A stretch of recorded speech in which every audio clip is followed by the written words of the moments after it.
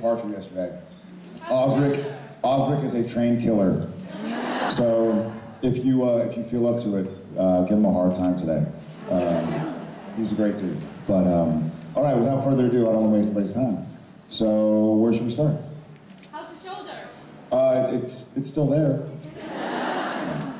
My wife told me I was 8 years old. She's like, you are 8 years old. And my brother was like, so how big was this dude?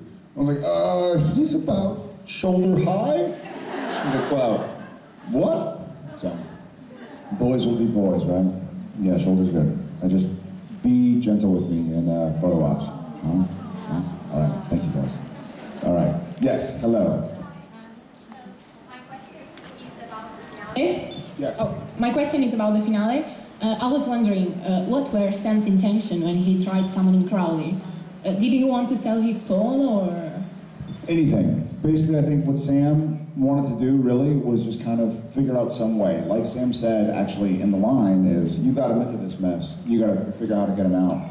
So I think Sam was in a situation also where he knew that even if Dean was brought back, he knew the mark on his arm is doing something to him, obviously. So he wanted to bring him back, and he wanted to kind of punish Crowley. I think Sam was in such a messed up state that he didn't really know what to expect. He just wanted to have answers, you know? So, yeah. Okay, thanks. Thank you. Hello. Hi, Jared. Is this Sorry louder for my today? English. Sorry for mine. Now I'm really nervous. How do you feel about Sam being a kind of early hotel room this season? I mean, Ziggy, Gadriel, Crowley, how many are you in here?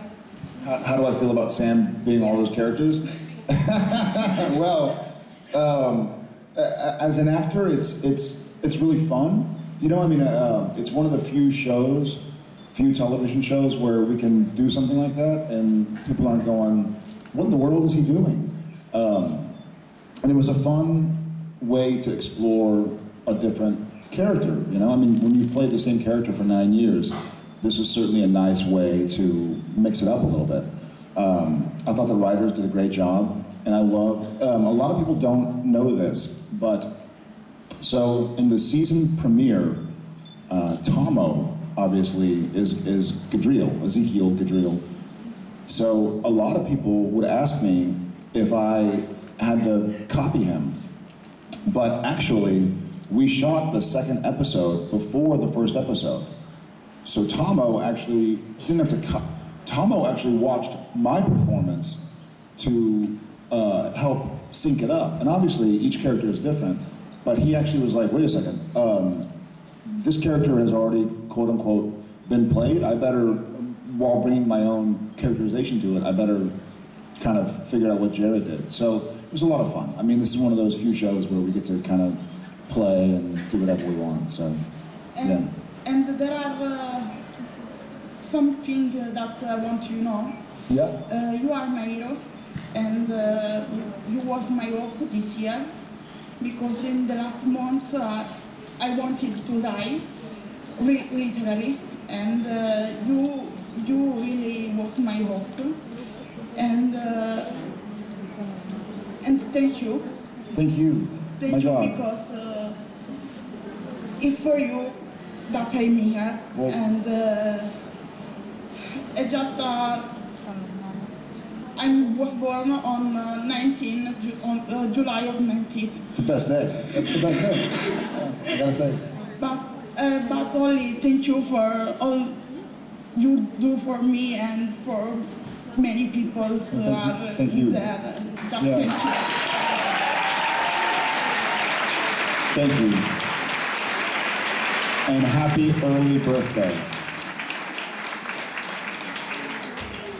Awesome. Thank you. Hello. Hi again. Hi again. And so my question is, we have already seen so many versions of Sam, and they are all really different. And there was a scene when Crowley keeps Kevin captive, and he sends him the fake Sam and Dean. And it took really a few seconds to notice that Sam is really not Sam, and it's just a short scene. And the question is, how do you prepare if you have to play another version of your character? Where do you start? How do you make it so different? Well, thank you. I think for me, and everybody's different, I feel like, I remember when I was in high school, my high school drama teacher, he had coached a lot of actors and actresses, and one of the actors that he worked with, or she's an actress actually, her name is Lynn Collins, she always would start her characterizations with the character's hand. Like she would literally think about their hand and how they would hold their hands. I was like, that's really cool. And then some people think about the facial expressions. Are they very animated or are they sort of somber? For me, I really just try and think about, I try to avoid the mirror. I try to not think about how I look or what I do. I really just try to think about if I was, like, if I had never been on Supernatural and I was auditioning to play this role. You know, like if I was auditioning for the role of Bartholomew. Just like a new, whole new role. Completely new, because it is new. You know, it's not. And every now and again, it's a version of Sam. You know, it's so you want to keep Sam, but he's soulless, or you want to hold on to what makes Sam Sam, but he is a Leviathan or something.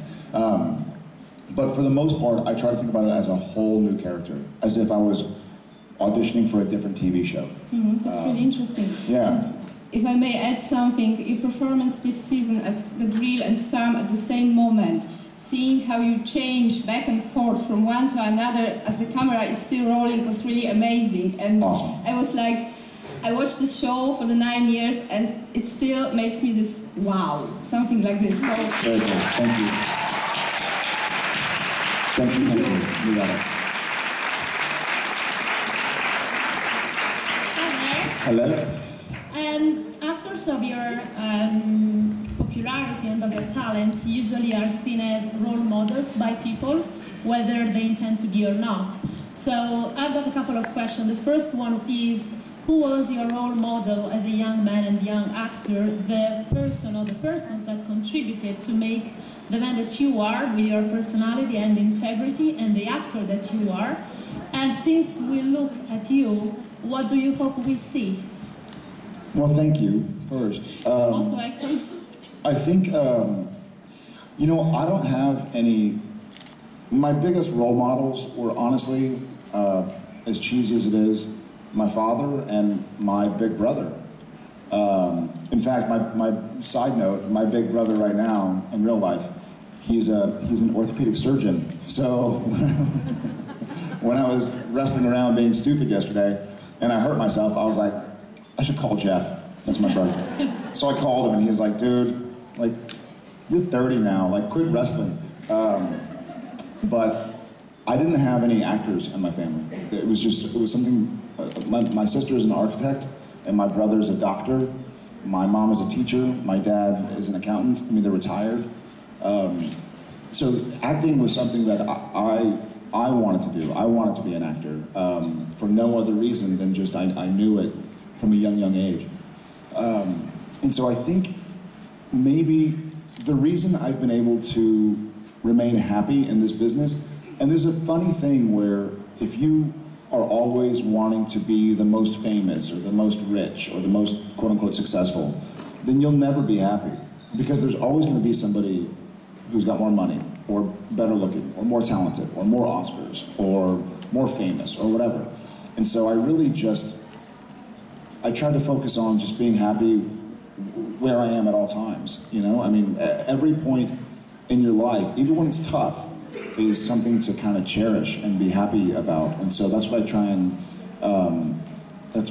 keep in my head when I'm acting and when I'm, you know, I mean, this is an amazing experience. I mean, Jensen and I were talking to each other yesterday at dinner, and we looked around, and we have all these buddies, Richard and Rob and Ty and Sebastian and Osric and Jason I mean, everybody.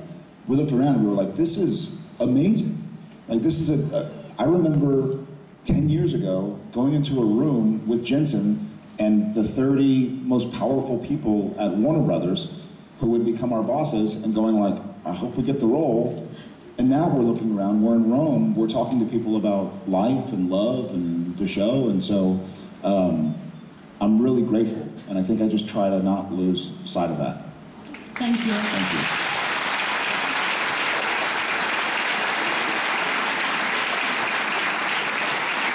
I would totally clap with you, but I'll just clap like this.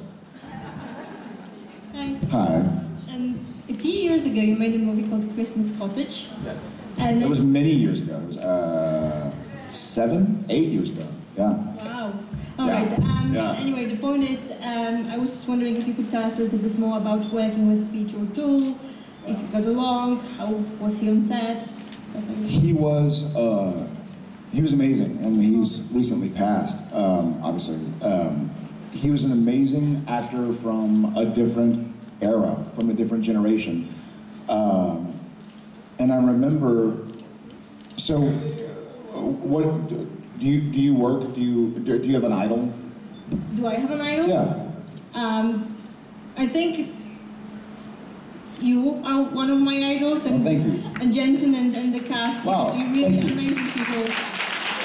That's a better answer than I expected. Thank you.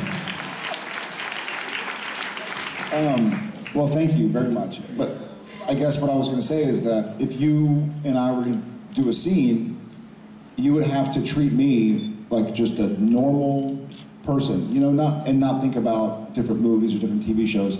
And so that's what I had to do with Peter O'Toole. He was an idol of mine for a long, long time. And Lawrence of Arabia, and My Favorite Year, and How to Steal a Million. I mean, I loved his films. I thought he was amazing. And Venus had just come out, his movie Venus. And so it's almost like if you're a tennis player and you're playing with Pete Sampras or Roger Federer or Rafael Nadal, and you're just thinking to yourself how much you admire this other person, then they're going to beat you really bad. And you're going to be like, oh God, well I just made an ass of myself.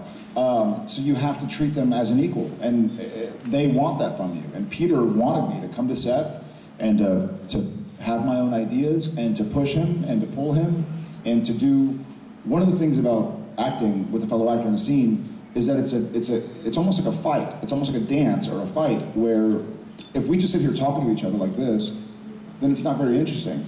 But if I say this to you and then you say that and then we go here and then I make you laugh and then you make me cry, then it's interesting. And so you have to be willing to treat the other person as an equal.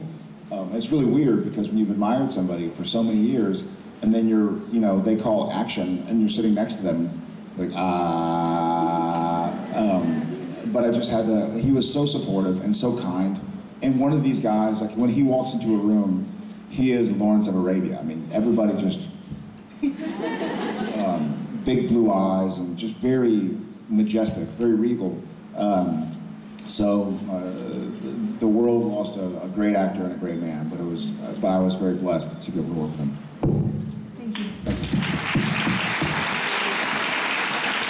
Hi.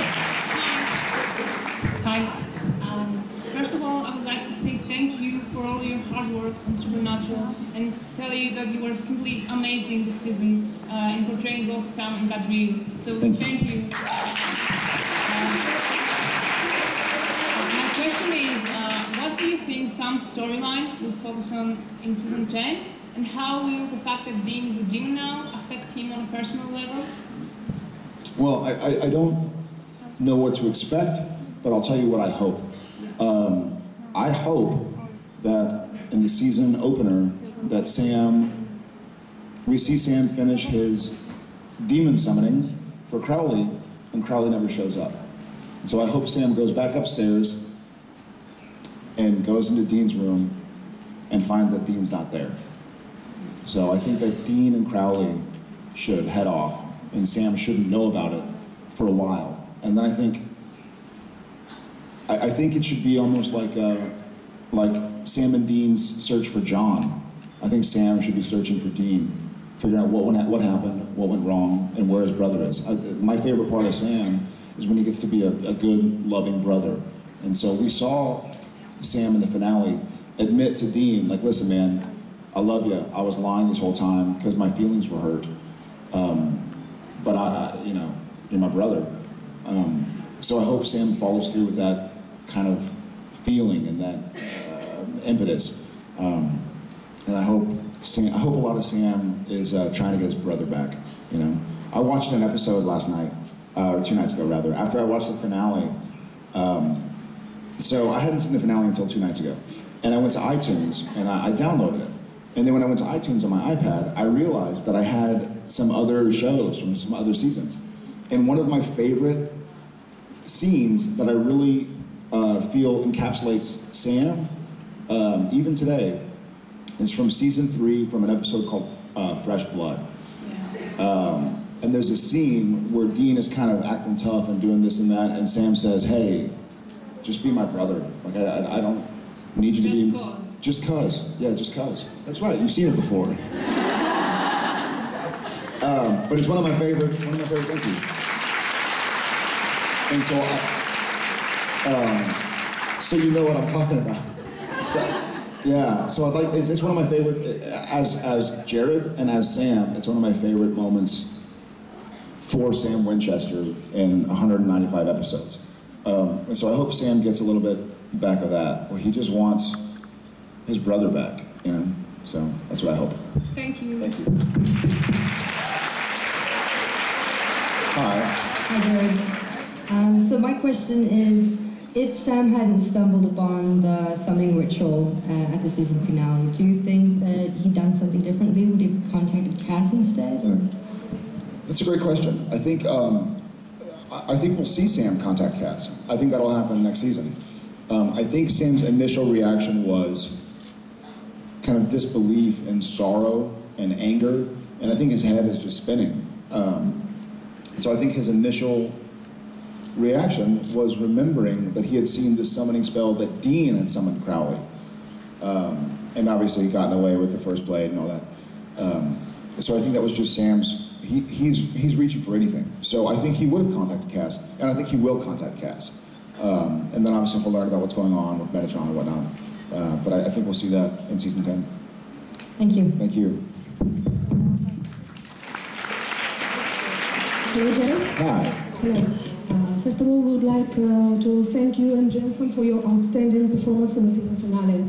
It was really heartbreaking, impressive, and just like wow. But mostly me, right? Yeah. You better say it. So, I'll stick Osric on you.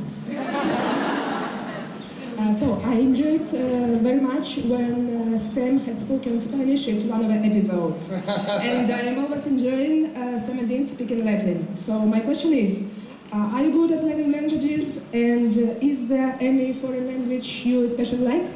That's a great question. I would love to learn a foreign language. I feel like, so I took Latin in school. And what's funny is that, so in the States, we have, your college entrance exam is called the SAT.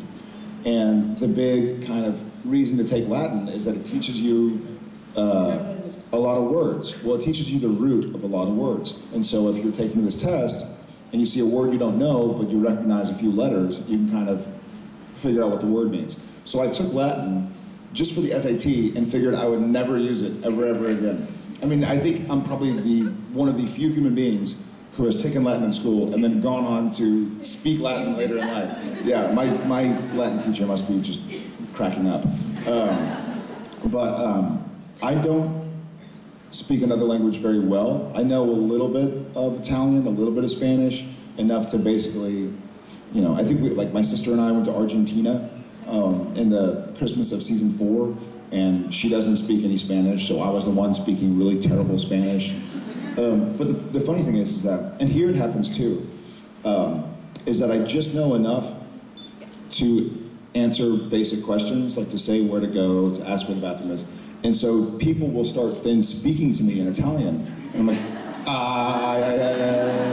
or Spanish. And so I remember one time my sister and I got in this taxi in Argentina, and I guess I told the guy in Spanish where we were gonna go, and he broke into just a full-on speech. I have no idea what he said. I think he was drunk, and he just started talking and playing some music and then asking if we liked it, and I was like,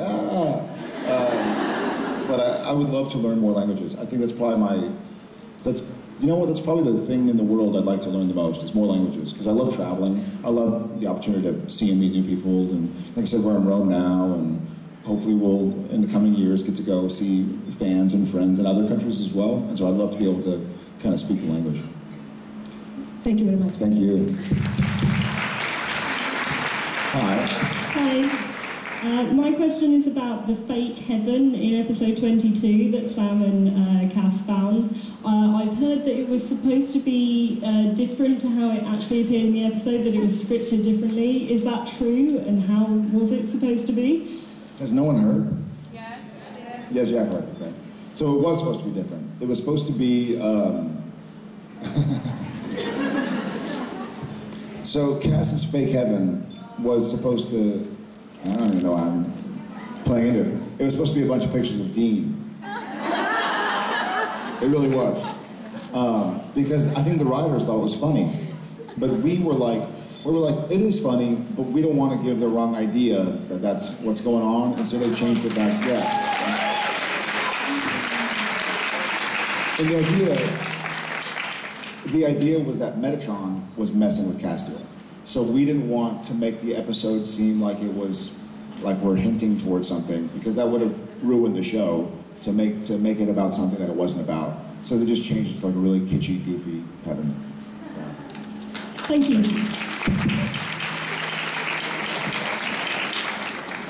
Hi. Hi. First of all, I want to tell you that I love you. I love you back.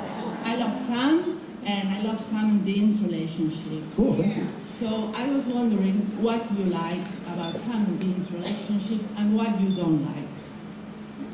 Well, first off, thank you. I love the idea that Sam and Dean help each other through thick and thin, and obviously there's more to it than that. But I guess what it boils down to is that they're there for each other. And I think the theme is to have something to share this life and these troubles through. Whether it's a TV show you enjoy, that's always there for you. Or whether it's an author of books who always writes books that you enjoy, that you can always fall back on. Whether it's art or music or food, I mean, like wine, whatever. You have something to share this life with, you know? It doesn't need to be a person. It just needs to be something to care about, something to commit to. So I think Sam and Dean have this unbreakable bond. That being said, my least favorite part is when they, I don't want to say when they fight, but when they fight. So I feel like, you know, but that's a big part of the show. And for people out there who are in relationships or who have family or friends, the people you love, often you get upset, you know, and that's the way it goes, because when somebody's in your life and you love them and they love you back, and whether it's a brother or a wife or a father or a friend, whatever, you can affect each other more. And so the idea, I hate it when Sam and Dean are at odds, but hopefully they usually make up. Yeah. Thank you. Thank you.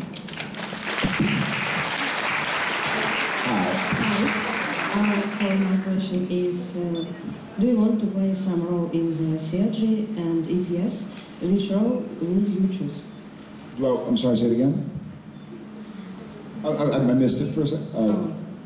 Do you want to play some role in the theatre, and if yes, which role would you choose? Theater. Oh, yes, of course.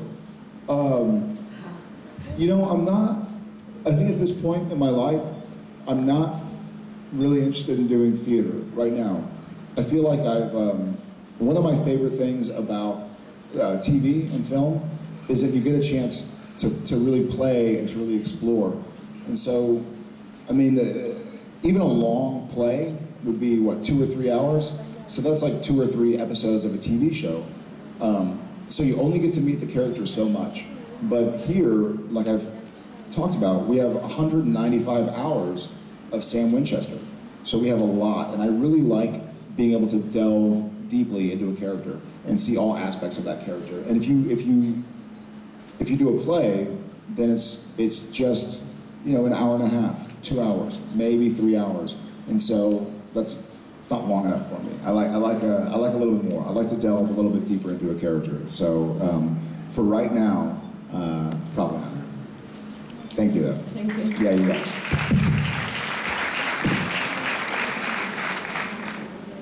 Hello. First, I want to say that I'm glad that you are feeling okay enough to be here. Of course. Sorry I cashed out yesterday.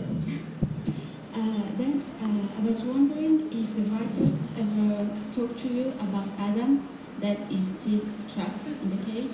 And since Sam and Dean went through a lot, I was wondering if you think that maybe Sam ever thought about him. Say it again, I'm sorry. I'm sorry? The second part?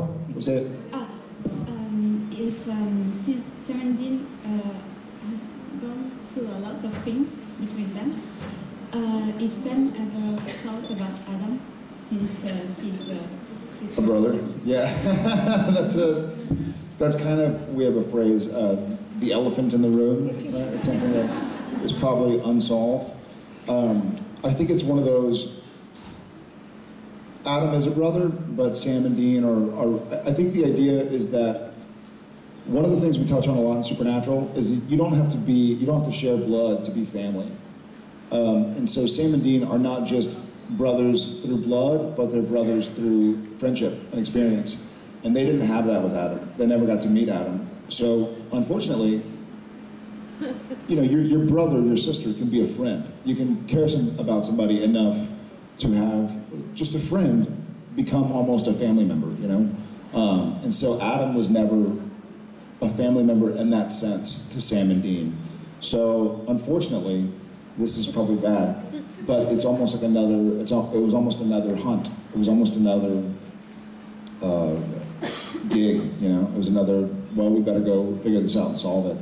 And so I'm sure they think about it. We don't talk about it a lot on the show, and I don't think the writers are going to bring them back, because I think the idea is that there is more to Sam and Dean than just blood, So Adam shares their blood, but he doesn't share their, I don't know the right word to say, just the experiences together. You become brothers, you become sisters, brother and sister, through experiences over and over and over again. So Bobby, he wasn't related, but he was like an uncle, It was like, he was almost a brother because of what we had gone through together. So you don't have to be somebody's actual brother, somebody's actual sister to feel like that, So I think that's the idea. Thank you. Yeah, you got it, thank you. All right, last question. Questione finale.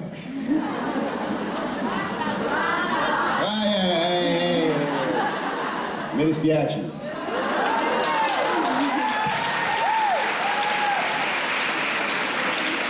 Ciao Bello. Ah, ciao Bella. Bella. Bella, yeah.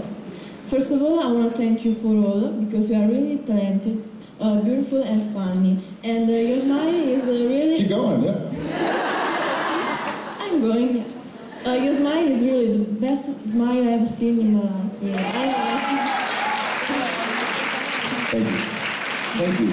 So my question is really simple. I want to know your favorite food, your favorite Italian food, and the most beautiful place that you see here in Italy, because I'm Italian. Okay. First off, I love Italy. I love all of Italy. I've had a great time. My favorite Italian food, it's really simple. I love the bread and oil and balsamic vinaigrette and cheese. Bruschetta and like the buffalo mozzarella.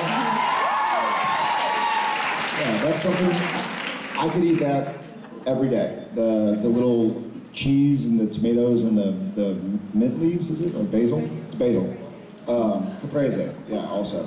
So it's just very basic, very simple. And then as far as the most beautiful place in Italy I've seen, I think 5 years ago, after season 4, when Genevieve and I were dating, we came to Italy and we spent 18 days traveling around Italy. It was so cute. Oh yeah.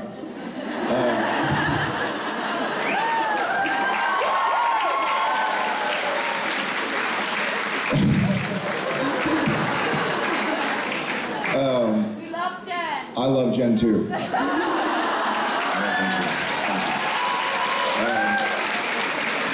And we went to Portofino, which is yeah. Basically, if you take a woman to Portofino and she doesn't fall in love with you, then you failed. Thank you so much. All right, I love you guys. Be very gentle with me. Thank you, Thank you.